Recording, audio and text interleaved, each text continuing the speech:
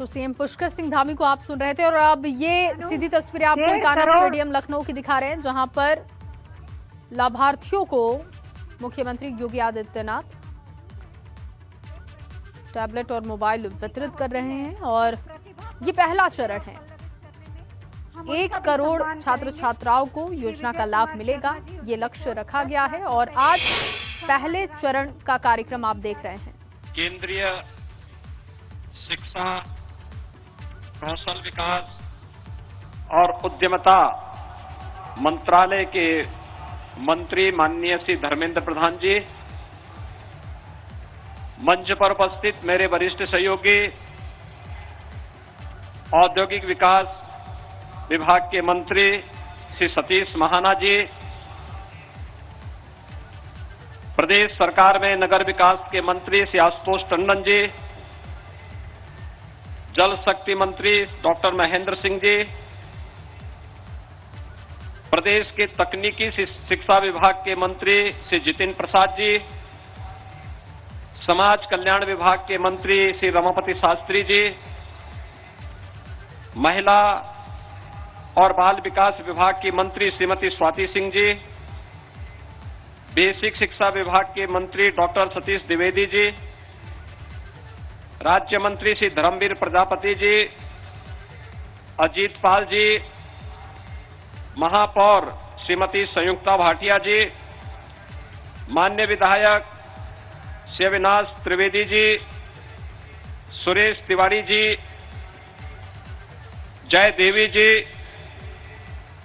MLC Avinash Kumar Singh ji, आज के इस कार्यक्रम में उपस्थित अभी ओलंपिक में भारत के लिए मेडल जीतने वाली भारत की एक उत्साही ओलंपियन यहां पर आई हैं, सुश्री मीराबाई चानू। ये मणिपुर की मूल निवासी हैं और देश के लिए जिस उत्साह के साथ खेलती है, उत्तर प्रदेश शासन ने ओलंपिक में मेडल जीतने वाले सभी खिलाड़ियों का सम्मान किया था। आज वे हमारे बीच में उपस्थित हुई हैं। सुश्री मीराबाई चानू, उनके कोच श्री विजय शर्मा और उपस्थित उत्तर प्रदेश शासन के सभी अधिकारीगण, आगंतुक अतिथिगण और प्रदेश के कोने कोने से यहां पर उपस्थित सभी हमारे युवा साथियों, मैं आप सबका प्रदेश की राजधानी लखनऊ में सरदेव अटल जी के नाम पर स्थापित इस इकाना स्टेडियम में आयोजित इस भव्य समारोह में आपका हृदय से अभिनंदन करता हूं, आप सबका स्वागत करता हूं। मित्रों, आज का दिन हम सबके लिए सुशासन दिवस की दृष्टि से बहुत महत्वपूर्ण है। देश की 2 महान विभूतियों का आज जन्मदिन है।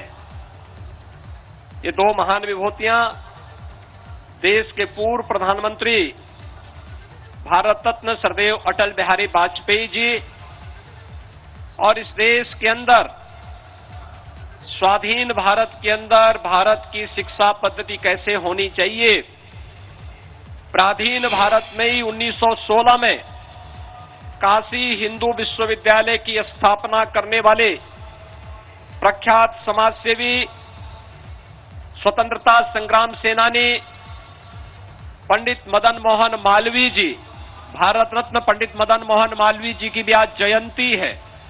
इन दोनों महापुरुषों की इस पावन जयंती के अवसर पर मैं इन दोनों महापुरुषों के द्वारा राष्ट्र सेवा के लिए किए गए कार्यों को कोटि कोटि नमन करते हुए इन दोनों महापुरुषों को प्रदेश शासन की ओर से विनम्र श्रद्धांजलि भी अर्पित करता हूं।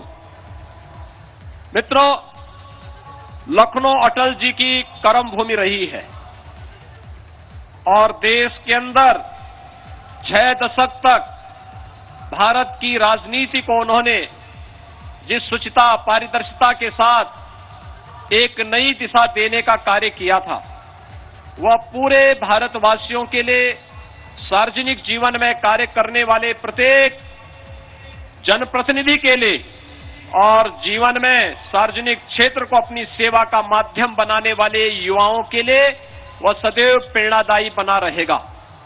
आज अटल जी भौतिक रूप से हमारे बीच में नहीं है, लेकिन अटल जी की प्रेरणा हम सबको एक नई दिशा निरंतर देती रहती है। अटल जी ने एक बात बहुत मजबूती के साथ कही थी और मित्रों, मैं अपने युवाओं से भी इसके बारे में कहना चाहूंगा। उन्होंने एक बात कही थी कि खासतौर पर देश के सार्वजनिक जीवन में कार्य करने वाले सभी नागरिकों के लिए, और उन्होंने कहा था कि सिद्धांत विहीन राजनीति ये मौत का फंदा होती है। जीवन में व्यक्ति को कुछ मूल्य और कुछ सिद्धांतों के लिए जीना चाहिए। अपने लिए जीना ये जीना नहीं होता है, लेकिन जो व्यक्ति लोक के लिए जीता है, समाज के लिए जीता है, कुछ मूल्य और आदर्शों को लेकर के आगे बढ़ता है, उसी का जीवन सार्थक होता है और वही समाज के लिए प्रेरणादायी बनता है। अटल जी का पूरा जीवन लोक कल्याण के लिए था, राष्ट्र कल्याण के लिए था और युवाओं के लिए तो उन्होंने एक नई प्रेरणा ही दी थी। अटल जी ने एक बात कही थी, उन्होंने कहा था, और मैं आप सभी युवाओं से कहना चाहूंगा, अटल जी ने कहा था कि छोटे मन से कोई बड़ा नहीं होता और टूटे मन से कोई खड़ा नहीं होता। याद रखना युवा साथियों, सोच कभी छोटी नहीं होनी चाहिए। बड़ी सोच होगी तो विराट सोच आपके व्यक्तित्व को भी एक नई विराटता प्रदान करेगी। संकुचित सोच एक संकुचित दायरे में हमें कैद करके रखती है और ये संकुचित सोच हमें न घर की रखती है न घाट की बनाती है। और इसीलिए विराट सोच के साथ खड़ा होने की एक जज्बा हमारे मन में होना चाहिए और कभी भी जीवन में हताशा और निराशा को अपने सामने नहीं पटकने देना चाहिए। इस जज्बे के साथ जब हमारा युवा साथी कार्य करेगा तो दुनिया के अंदर सब कुछ कर देगा जो अपने समय में इस देश के तमाम युवाओं ने करके दिखाया है। और मैं आज इसी आह्वान के साथ अटल जी के जन्म दिवस पर, इस सुशासन दिवस के अवसर पर उत्तर प्रदेश के अपने सभी युवाओं को अटल जी की उन भावनाओं का प्रतिनिधित्व करते हुए, देश के यशस्वी प्रधानमंत्री नरेंद्र मोदी जी की भावनाओं को आगे बढ़ाते हुए एक नए जज्बे के साथ खड़ा होने के आह्वान के साथ ही आप सबका आह्वान करने के लिए मैं और भारत सरकार के शिक्षा मंत्री और प्रदेश सरकार के हमारे तमाम माननीय मंत्रीगण आज इस मंच पर यहां पर आए हैं, जहां पर उत्तर प्रदेश के हर जनपद से युवाओं की उपस्थिति है और एक साथ प्रदेश के युवाओं को हम लोग तकनीकी दृष्टि से दुनिया के सामने प्रस्तुत करने के लिए आज इस टैबलेट और स्मार्टफोन वितरण की कार्रवाई को आगे बढ़ाने का कार्य कर रहे हैं। मैं इस अवसर पर आप सभी युवाओं को बधाई देता हूं। मित्रों, हम लोगों ने पिछले लगभग 1.5 साल से अधिक समय को वैश्विक महामारी कोरोना को झेलते हुए देखा है। कोरोना महामारी ने पूरी दुनिया को तबाह किया, पूरी दुनिया को पस्त कर दिया। दुनिया की बड़ी बड़ी ताकतें कोरोना के सामने पूरी तरीके से पस्त होती भी दिखाई दी। लेकिन भाइयों बहनों, देश के अंदर प्रधानमंत्री मोदी जी के नेतृत्व में कोरोना प्रबंधन जिस तरीके से आगे बढ़ा, हम लोग इस बात को देखते थे जब प्रधानमंत्री जी ने देश के अंदर जनधन योजना लागू की थी, हम लोगों को लगता था इस योजना का क्या लाभ होगा। लेकिन जब कोरोना कालखंड में जनधन अकाउंट धारी उन महिलाओं के खाते में डीबीटी के माध्यम से पैसा जाता था, तब लगता था प्रधानमंत्री मोदी जी की सोच दूरदर्शी सोच है। मोदी जी ने 7 वर्ष पहले तय कर लिया था कि हर गरीब का खाता होना चाहिए। अगर भाइयों बहनों गरीब का खाता नहीं होता तो गरीब के पास पैसा नहीं पहुंच पाता। प्रधानमंत्री मोदी जी ने स्टार्टअप इंडिया की शुरुआत 5 साल पहले कर ली थी। स्टैंड अप इंडिया की शुरुआत 5 वर्ष पहले कर दी थी। डिजिटल इंडिया की शुरुआत 5 वर्ष पहले कर दी थी और उसके परिणाम भी हम सबको देखते हुए दिखाई दे रहे थे। मैंने इसको बहुत नजदीक से देखा है। तकनीक का व्यक्ति के जीवन में क्या महत्व हो सकता है, यह हम लोगों ने कोरोना कालखंड में और भी मजबूती बहुत नजदीक से देखा है। मुझे याद है जब परीक्षाएं होनी थी, बच्चों की परीक्षाएं नहीं हो रही थी, उनको ग्रेडिंग नहीं तय हो पा रही थी, और बहुत सारे युवा चाहते थे कि उनको कुछ अच्छी सुविधा मिले। मैं देखता था, गांव में जाता था, बच्चों से पूछता था पढ़ाई हो रही है, वे कहते थे पढ़ाई करना चाहते हैं लेकिन हमारे पास ऑनलाइन पढ़ाई के लिए कोई सुविधा नहीं है, स्मार्टफोन नहीं है, टैबलेट नहीं है, हम कैसे अपनी पढ़ाई को आगे कर सकते हैं। ऑफलाइन क्लासेस नहीं चल रही हैं, ऑनलाइन क्लासेस के लिए हमारे पास सुविधा नहीं है। और तब सरकार ने तय किया हम प्रदेश के 1 करोड़ युवाओं को टैबलेट और स्मार्टफोन देने के साथ जोड़ेंगे, जिससे ऑनलाइन एजुकेशन के साथ साथ ऑनलाइन एग्जामिनेशन की कार्रवाई को भी आगे बढ़ाया जा सके। और भाइयों बहनों, आज इस कार्यक्रम का शुभारंभ करते मुझे अत्यंत प्रसन्नता की अनुभूति हो रही है कि प्रदेश के सभी 75 जनपदों की उपस्थिति में इस कार्यक्रम को हम आगे बढ़ा रहे हैं।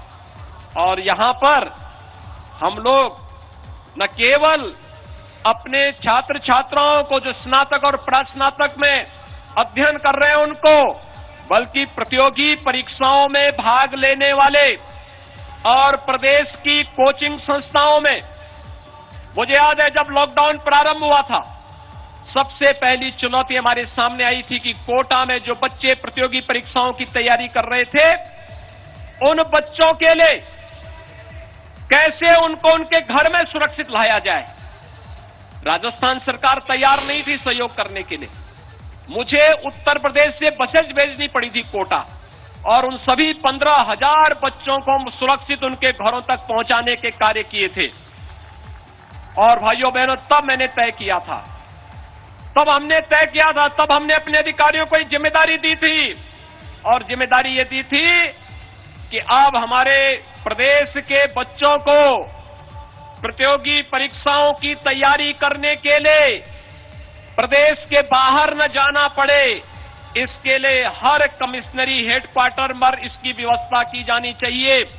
और भाइयों बहनों, आज 10,000 अभ्युदय कोचिंग की व्यवस्था जो हम लोगों ने प्रदेश के अंदर हर एक कमिश्नरी में की है, अब हम उसके हर जनपद तक ले जा रहे हैं।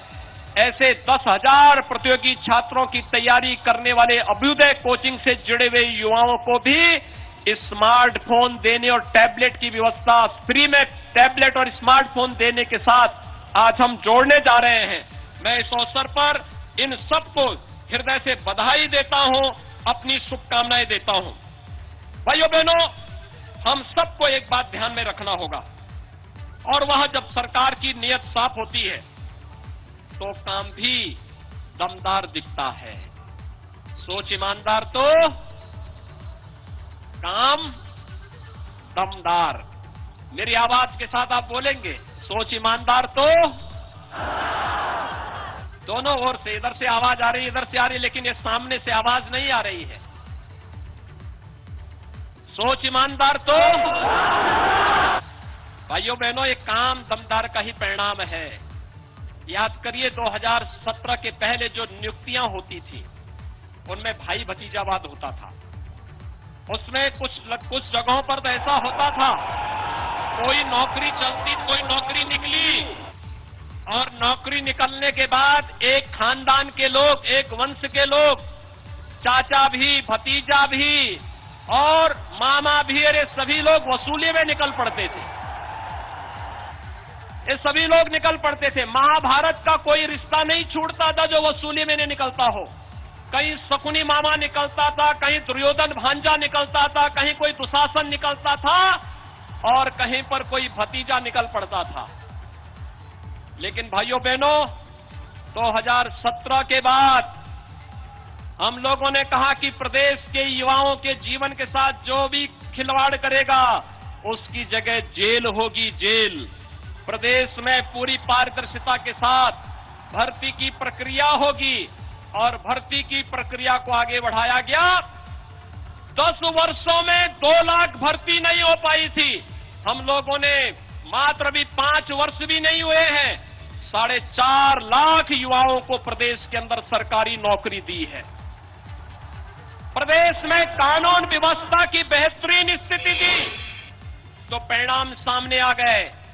एक तरफ जो माफिया पहले गरीबों की संपत्ति को हड़पते थे, व्यापारियों की संपत्ति पर कब्जा करते थे, सत्ता उन्हें संरक्षित करती थी, उन माफियाओं की अवैध कमाई पर प्रदेश सरकार का जब बुलडोजर चलता हुआ दिखाई दिया, तो उसके बाद माफिया और अपराधियों के संरक्षणदाताओं के भी होश उड़ते हुए दिखाई दिए।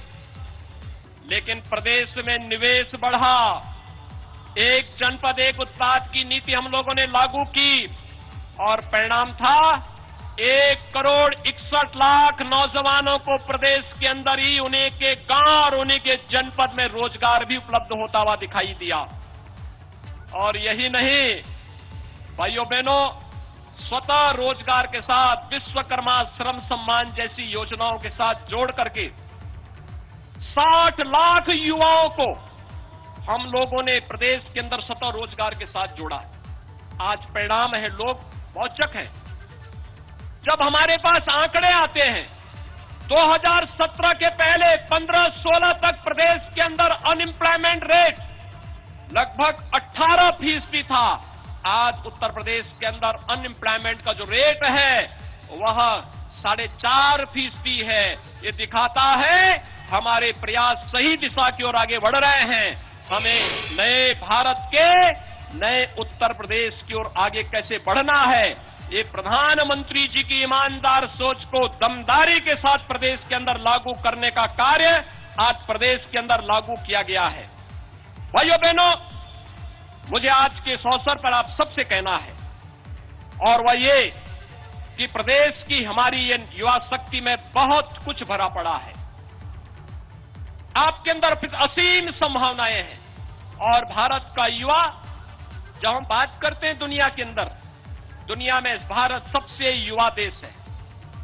सर्वाधिक युवा दुनिया के अंदर भारत में है और भारत में भी सर्वाधिक युवा हमारे उत्तर प्रदेश में हैं। ये 12 बजे सोकर उठने वाले युवा नहीं हैं। प्रदेश की जनता को कोरोना महामारी में गुमराह करके वैक्सीन का विरोध करने वाले युवा नहीं हैं। ये सब टायर्ड हैं और रिटायर्ड हैं। इनसे उम्मीद मत करना, क्योंकि इन्होंने तो प्रदेश की जनता और प्रदेश के युवाओं के सामने पहचान का संकट खड़ा किया था। हमारा युवा 2017 के पहले कहीं जाता था तो कुछ जनपद तो ऐसे थे कि उनके नाम पर होटल में कमरे नहीं मिलते थे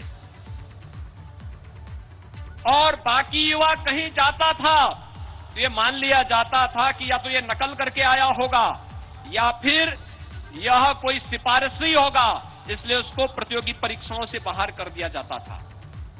लेकिन भाइयों बहनों, आज मैं आपको बताना चाहता हूं, आज प्रदेश का युवा देश के अंदर और दुनिया के अंदर जहां कहीं जाता है उसकी धाक किस रूप में है। मुझे याद है 2018 में हम लोग यहां पर एक कार्यक्रम कर रहे थे, इन्वेस्टर समिट हम लोगों ने उत्तर प्रदेश के अंदर किया था। उस समय प्रदेश के 2 युवा मुझे मिलने थे, एक मनीष चौहान और एक सुश्री स्वाति पांडे। और इन्होंने ने बाहर पढ़ाई की थी और ये दोनों युवा जब मुझे मिले थे तो इन लोगों ने उस समय मुझे बताया था कि हम उत्तर प्रदेश का नाम लेते हैं तो उत्तर प्रदेश के नाम पर हमें लोग बहुत हेय दृष्टि से देखते हैं। 2017 के पहले की स्थिति ऐसी थी, सरकारें ऐसी थी, लेकिन भाइयों बहनों, आज मुझे बताते हुए प्रसन्नता है, इन दोनों युवाओं को प्रदेश सरकार ने उस समय संबल प्रदान किया और आज ये दोनों प्रदेश के अंदर अपना कार्य कर रहे हैं और ये दोनों युवा प्रदेश के अंदर इन्होंने अपना कार्य प्रारंभ किया। 1 करोड़ रुपए हर माह कमा रहे हैं। 1 करोड़ रुपए उत्तर प्रदेश के यही युवा अपनी प्रतिभा का लोहा उत्तर प्रदेश के अंदर मना रहे हैं। मुझे याद है गाजियाबाद की भी एक सीवी सिंह ने हमें चश्मे की बिक्री का एक क्लियर देखो ऑनलाइन पोर्टल उन्होंने स्थापित किया और उसके बाद 40 करोड़ रुपए प्रतिवर्ष की बिक्री है उनकी। 40 करोड़ रुपए प्रतिवर्ष आप अनुमान कर सकते हैं। और अब यह एक अपना स्टोर भी अलग से स्थापित करने जा रही है। भाइयों बहनों, यही नहीं, एक अन्य नौजवान है तरुण जोशी। इनका स्टार्टअप आईजीपी प्रतिवर्ष 400 करोड़ रुपए की बिक्री कर रहा है।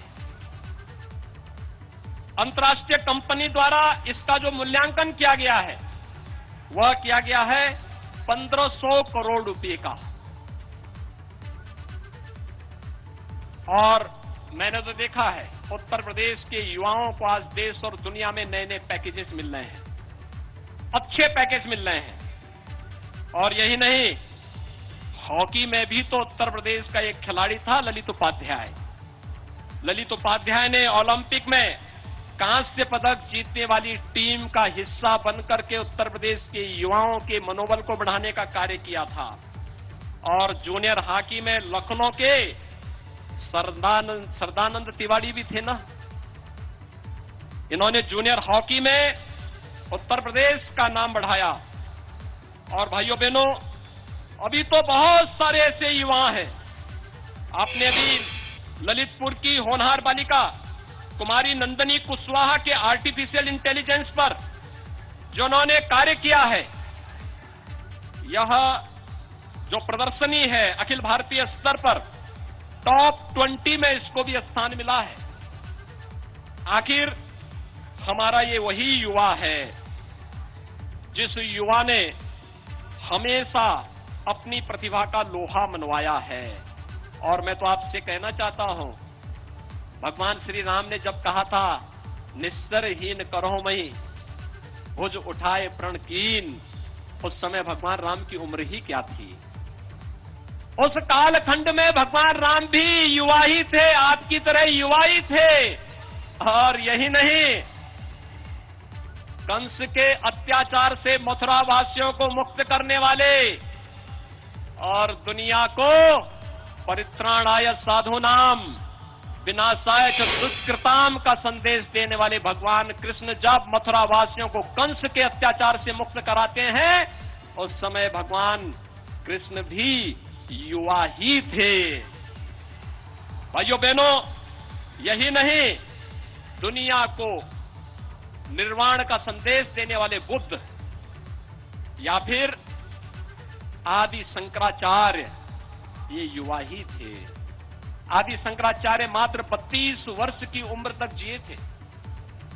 महाराष्ट्र की परंपरा में एक संत आते हैं ज्ञानेश्वर। संत ज्ञानेश्वर मात्र 21 वर्ष की आयु में उन्हें समाधि उन्होंने ले ली थी। लेकिन ज्ञानेश्वरी एक ऐसी, उन्होंने अपना ग्रंथ लिखा, पूरे महाराष्ट्र के लिए प्रेरणादायी बन गया। यही नहीं, हम स्वामी विवेकानंद को देखते हैं, वैश्विक मंच पर भारत की प्रतिभा का दमदारी से रखने वाले स्वामी विवेकानंद मात्र 39 वर्ष की आयु जिए थे।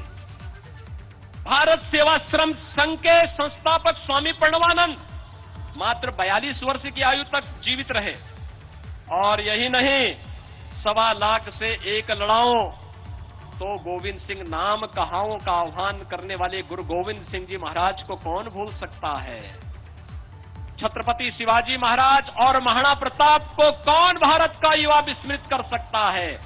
और भाइयों बहनों, यही नहीं, सिंहासन हिल उठे, राजवंशों ने भ्रिकुटी तानी थी, बूढ़े भारत में आई फिर से नई जवानी थी, खूब लड़ी मर्दानी वह तो झांसी वाली रानी थी, कहने वाली उद्घोष करने वाली महारानी लक्ष्मीबाई जब 1857 की उस प्रथम स्वातंत्र समर को लड़ रही थी, उसकी उम्र मात्र 23 वर्ष थी। आप में से बहुत सारे युवा 23 वर्ष के होंगे, 23 वर्ष के आसपास के होंगे। उस उम्र में वह देश की स्वाधीनता के लिए लड़ रही थी। यही नहीं, अगर हम देखें इस देश के अंदर, तुम मुझे खून दो मैं तुम्हें आजादी दूंगा आह्वान करने वाले नेताजी सुभाष चंद्र बोस, ये युवा ही थे। और इंकलाब का संदेश फूंकने वाले इस देश के क्रांतिकारी सरदार भगत सिंह, राजगुरु, सहदेव, पंडित राम प्रसाद बिस्मिल, अस्फाउल्लाह खां, ठाकुर रोशन सिंह, आखिर ये सब तो युवा थे। और इन युवाओं को जब भी मौका मिला, पंडित राम प्रसाद बिस्मिल को जब गोरखपुर में फांसी की सजा हो रही थी, उनसे पूछा गया क्या तुम्हारा अंतिम तुम्हारा कोई इच्छा हो तो बताओ। उन्होंने कहा मेरी एक ही इच्छा है, हे इस भारतवर्ष में 100 बार मेरा जन्म हो और कारण सदा ही मृत्यु का देशोपकारक कर्म हो। उन्होंने ये नहीं कहा कि मुझे मुक्ति मिले, उन्होंने कहा मैं चाहता हूं ईश्वर मुझे बार बार भारत की धरती पर जन्म लेने का सौभाग्य प्राप्त हो। लेकिन भारत की धरती पर भी मैं जब जन्म लूं तो एक ही उद्देश्य के लिए, देश और धर्म के उद्धार के लिए मुझे बार बार जन्म मिले भारत की धरती पर। यह आह्वान करने वाले पंडित राम प्रसाद बिस्मिल भी जब काकोरी की घटना को देश की स्वाधीनता के लिए आगे बढ़ाते हैं, उस समय वह भी युवा ही थे। और भारत का कौन ऐसा युवा होगा जिसने विनायक दामोदर सावरकर का नाम न सुना हो। भारत का एकमात्र ऐसा क्रांतिकारी और पिछली सदी का दुनिया का एकमात्र ऐसा क्रांतिकारी जिसको एक ही जन्म में 2-2 आजन्म कारावास की सजा मिली थी देश की स्वाधीनता के लिए। और भाइयों बहनों, जब विनायक दामोदर सावरकर को 2 आजन्म कारावास की सजा हुई थी, उस समय उनकी आयु कितनी थी? मात्र 28 वर्ष। 28 वर्ष। अंडमान निकोबार की जेल में जब वह बंद थे, 10 वर्षों तक उनके भाई भी उसी जेल में देश की स्वाधीनता के लिए बंद हैं, लेकिन वे अपने भाई को नहीं देख पाए थे। इतनी कड़ी सजा उनको वहां दी जाती थी, लेकिन तब भी देश की स्वाधीनता से इन लोगों ने कभी भी अपने आप को आगे नहीं किया। और महाभारत का दृश्य भी हम नहीं भूले होंगे, वीर अभिमन्यु का। क्या उम्र थी वीर अभिमन्यु की? मात्र 16 वर्ष।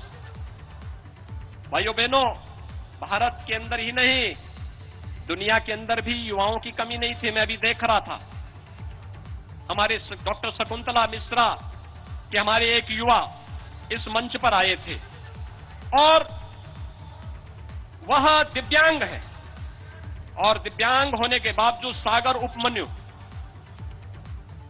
दृष्टिबाधित है, लेकिन किस बेबाकी से कर रहे थे। मैं सचमुच अभिनंदन करूंगा सागर का कि किस बेबाकी से उन्होंने अपनी बात को रखा और किस लाजवाब तरीके से कहा। 5 लोगों ने अपनी बात को बहुत अच्छे ढंग से रखा, लेकिन एक दिव्यांगजन जिस मजबूती के साथ अपनी बात को रखा।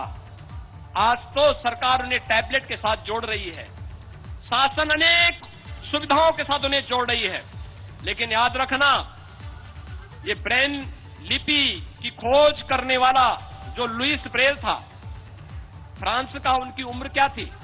मात्र 15 वर्ष की आयु में उन्होंने ये खोज कर दी थी। दुनिया के अंदर तमाम अन्य महत्वपूर्ण खोजें हुई हैं। आइंस्टीन ने मात्र 16 वर्ष की आयु में सापेक्षता के सिद्धांत को खोज डाला था।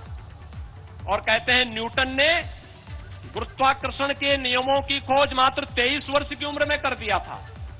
ये देश और दुनिया के युवाओं की वो कहानी है जो आप सभी युवाओं को आगे बढ़ने के लिए और उत्तर प्रदेश को नंबर 1 का राज्य बनाने के लिए प्रेरित कर रहा है। और मेरे युवा साथियों, क्या नंबर 1 उत्तर प्रदेश होना चाहिए? क्या आप सभी सहमत हैं? दोनों हाथ उठा करके मेरे साथ बोलेंगे, क्या सभी लोग सहमत हैं? अगर सहमत हैं तो भाइयों बहनों, दुनिया के अंदर भारत के युवा ने जब भी उसे मौका मिला तो उसने अपनी प्रतिभा की छाप वैश्विक मंच पर भी स्थापित की है। कौन नहीं जानता है सुंदर पिचाई को? ये सीईओ हैं गूगल के। कौन नहीं जानता सत्या नडेला को? ये माइक्रोसॉफ्ट के सीईओ हैं। श्री पराग अग्रवाल ट्विटर के सीईओ हैं। श्री अरविंद कृष्णा ये आईबीएम के सीईओ हैं। श्री शांतनु नारायण अडोम के सीईओ हैं। श्री अजय पाल सिंह बग्गा ये मास्टर कार्ड के सीईओ हैं। श्री पुनीत रंजन ये डेलाइट के सीईओ हैं। और श्री वसंत नरसिम्हन ये नोबार्टिस के सीईओ हैं। दुनिया के अंदर जब भी भारत के युवाओं को अवसर प्राप्त हुआ है तो उन्होंने अपनी प्रतिभा का छाप वैश्विक मंच पर पूरी मजबूती के साथ स्थापित किया है। और मैं आज उत्तर प्रदेश के अपने 1 करोड़ युवाओं के लिए जिस स्मार्टफोन और टैबलेट योजना को आज लागू कर रहा हूं, ये केवल स्मार्टफोन और टैबलेट नहीं है युवा साथियों, इसके साथ आपको फ्री में डिजिटल एक्सेस की सुविधा भी हम लोग उपलब्ध करवाने जा रहे हैं। फ्री में आपको कंटेंट उपलब्ध होंगे और आपको भी जो अच्छा लगेगा आप भी उसको शेयर कर पाएंगे। लाखों और करोड़ों युवा उसके साथ जुड़ेंगे। और नई शिक्षा नीति प्रधानमंत्री मोदी जी ने लागू की है।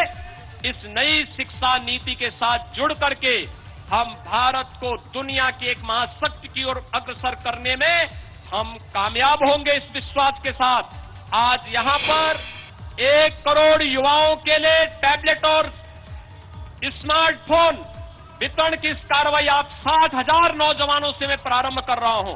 मैं विभाग के मंत्री श्री सतीश महाना जी, हमारे टेक्निकल एजुकेशन के मंत्री श्री जितिन प्रसाद जी, बेसिक शिक्षा विभाग के मंत्री डॉक्टर सतीश द्विवेदी जी और साथ साथ औद्योगिक विकास के ही राज्य मंत्री श्री धर्मवीर प्रजापति और अन्य सभी माननीय मंत्रियों से कहूंगा, हमारा प्रयास होगा अगले 1 सप्ताह में प्रदेश की हर कमिश्नरी में भी इस प्रकार के आयोजन हो जाएं। वहां पर भी हम कुछ नौजवानों को टैबलेट और मोबाइल फोन के साथ जोड़ करके डिजिटल क्रांति को गांव-गांव तक पहुंचाने, ऑनलाइन एजुकेशन से लेकर के ऑनलाइन एग्जामिनेशन और प्रतियोगी परीक्षाओं की तैयारी करने वाले अपने युवाओं को भी इसके साथ जोड़ेंगे। मैं इसके साथ ही एक बार फिर से आज के इस अवसर पर जब यहां पर सुश्री मीराबाई चानू को जो भारोत्तोलक में जिन्होंने 49 ग्राम में भारत के लिए मेडल जीता था ओलंपिक में, जोरदार करतल ध्वनि से उनका आप स्वागत करिए। जोरदार तरीके से उनका अभिनंदन होना चाहिए। वे आज आई हैं और वो आप सब जानते हैं कि उनका जन्म 8 अगस्त 1994 को इम्फाल मणिपुर में हुआ। टोक्यो ओलंपिक में उन्होंने भारत के लिए रजत पदक जीता है और इससे पहले 2018 में गोल्ड कोस्ट ऑस्ट्रेलिया में आयोजित राष्ट्रमंडल खेल में उन्होंने स्वर्ण पदक, ग्लासगो स्कॉटलैंड में 14 में आयोजित हुए राष्ट्रमंडल खेल में रजत पदक जीता था। 2017 में उन्होंने यूएसए में आयोजित भारोत्तोलक विश्व चैंपियनशिप में स्वर्ण पदक जीता और 2020 ताशकंद में आयोजित एशियन चैंपियनशिप में उन्होंने कांस्य पदक जीता। आज वे हमारे बीच में हैं। राज्य सरकार ने ओलंपिक में मेडल जीतने वाले खिलाड़ियों को सम्मान दिया।